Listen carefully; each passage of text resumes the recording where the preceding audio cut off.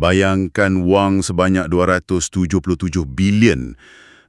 Jumlah ni cukup besar untuk bina berpuluh-puluh pencakar langit atau mungkin tampung perubatan percuma untuk seluruh negara kan? Ya, betul. Boleh lunaskan hutang negara sekelip mata.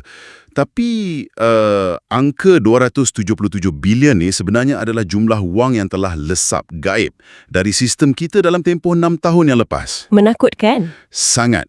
Kemana perginya dan apa kaitannya dengan harga secawan kopi yang anda beli pagi tadi? Hai dan selamat sejahtera kepada anda semua. Ya, selamat sejahtera. Kami ada satu permintaan pantas ni. Kalau anda suka cara kami menyelami dan mengupas isu di sebalik tajuk berita, tolong kami dengan klik butang like, share, komen dan pastikan anda tekan butang subscribe Malaysian News Today. Sokongan anda amat kami hargai. Betul tu. Okey, jom kita mulakan misi hari ini. Kita akan teliti himpunan nota dan laporan terkini untuk mencari corak gambaran yang lebih besar. Tiada rujukan spesifik, kita cuma nak faham satu tema utama. Iaitu kerapuhan sistem. Dari poket anda sendiri ke bilik kebal berbilion ringgit, pergolakan antarabangsa sehinggalah ke realiti jalan raya kita. Sebab kalau kita perhati betul-betul kan, tak ada satu pun isu ni yang berdiri sendiri. Macam mana tu? Maksud saya, setiap dasar kat peringkat atasan atau ketirisan kat sempadan akhirnya akan mengalir turun dan beri kesan terus pada rutin harian kita. Ia macam satu rantaian sebab dan akibat. Faham. Jadi, mari kita mula dengan benda yang paling dekat dengan kita semua. Poket anda. Sekarang ni memang kecoh pasal kerajaan nak perhalusi ambang pendapatan untuk kumpulan T20, T15 dan T10 kan? Ya, terutamanya fokus PM Anwar tentang rasionalisasi subsidi RON 95 tu. Betul. Dan data Jabatan Perangkaan tunjukkan pendapatan kasa isi rumah T20 ni bermula dari RM12,680 ke atas. Manakala B40 kurang RM5,860. Tapi sekarang mereka ambil kira faktor lokasi juga. Ini perkembangan yang menarik. Kan? Sebab RM12,680 kat tengah KL tak sama nilainya dengan gaji yang sama kat Gua Musang atau pedalaman Sabah. Sangat tak sama. Kos sara hidup jauh berbeza. Tapi persoalan saya, atas kertas memang nampak adil. Secara praktikalnya, macam mana mereka nak laksanakan sistem ni tanpa mewujudkan satu mimpi neraka birokrasi? Kat sinilah cabaran utamanya. Ia bukan sekadar tengok penyata gaji lagi. Habis tu?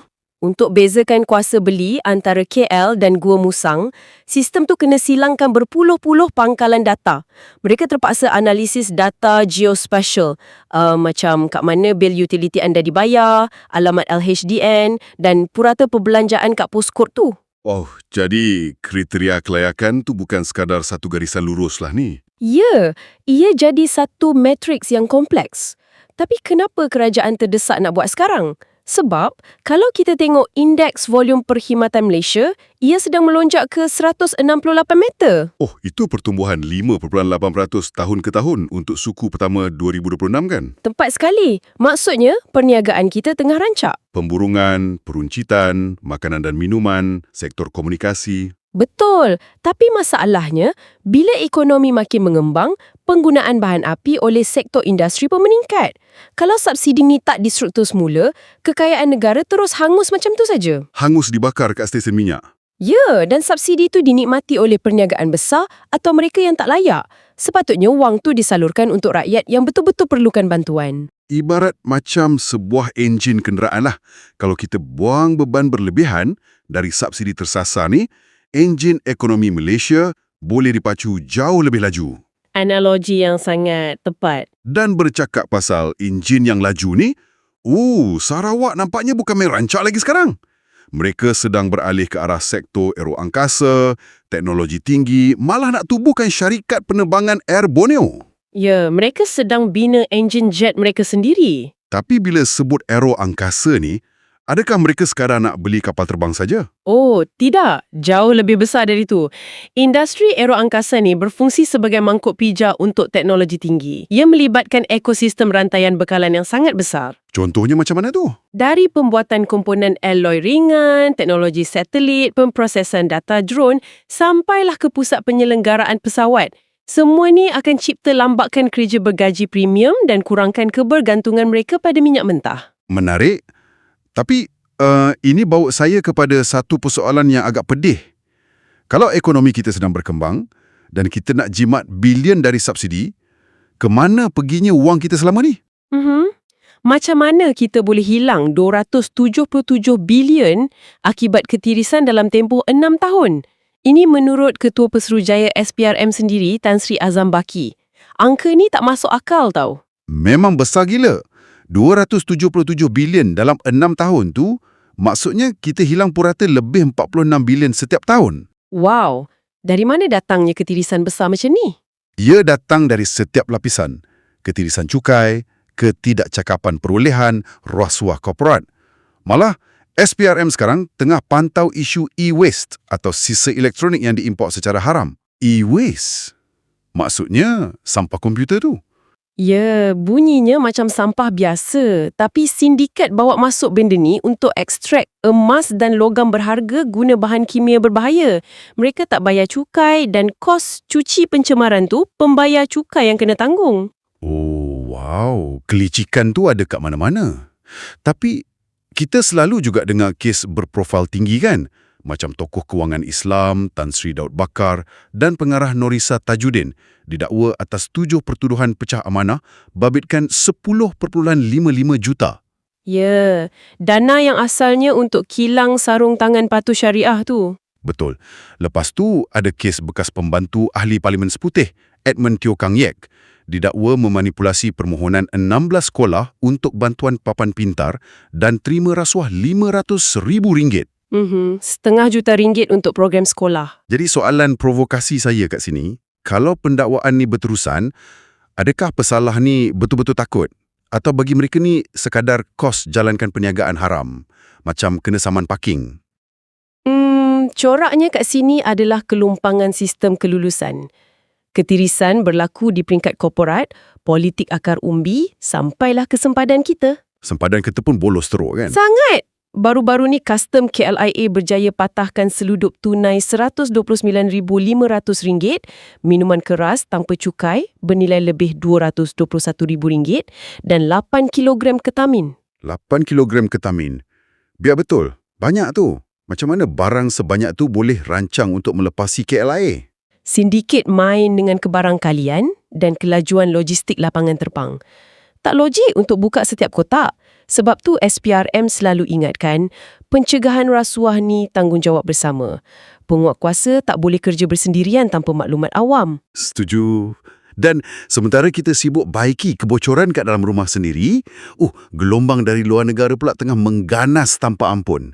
Geopolitik global. Ya, domino gergasi tu dah mula jatuh. Betul, Presiden AS Donald Trump tolak cadangan balas keamanan dari Iran. Dan tuntutan Iran bukan sikit tau. Pampasan perang, kedaulatan Selat Hormuz, penamatan sekatan tentera laut. Dan Presiden Iran, Masoud Pezeshkian, tegaskan rundingan tak bermaksud mereka menyerah kalah. Kesannya, kita terus rasa minyak mentah Brent naik 2.67% jadi $103.99 setong.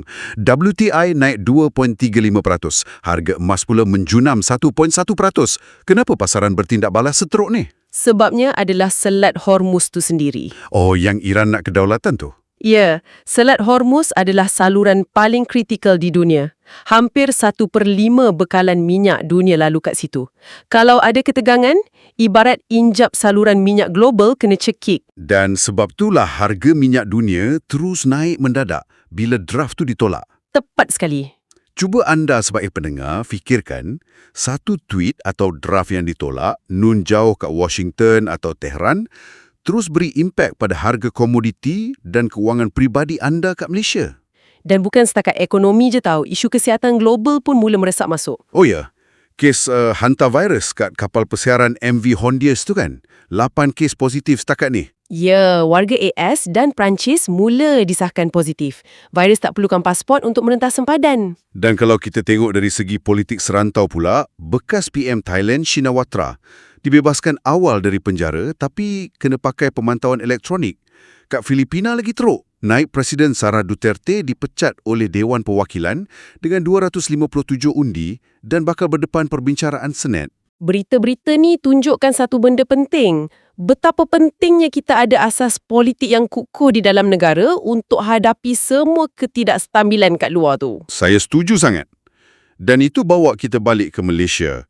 PM Anwar baru-baru ni memperkasakan ekosistem sains, teknologi dan inovasi atau STI melalui Majlis Sains Negara. Ya, ini langkah penting untuk daya tahan Malaysia hadapi cabaran ekonomi global dan Asia Barat tadi. Tapi pada masa yang sama, kita baca pasal tarikh pilihan raya negeri Johor yang hanya akan berlaku selepas dapat perkenan agung Sultan Ibrahim dan pemangku Sultan Johor.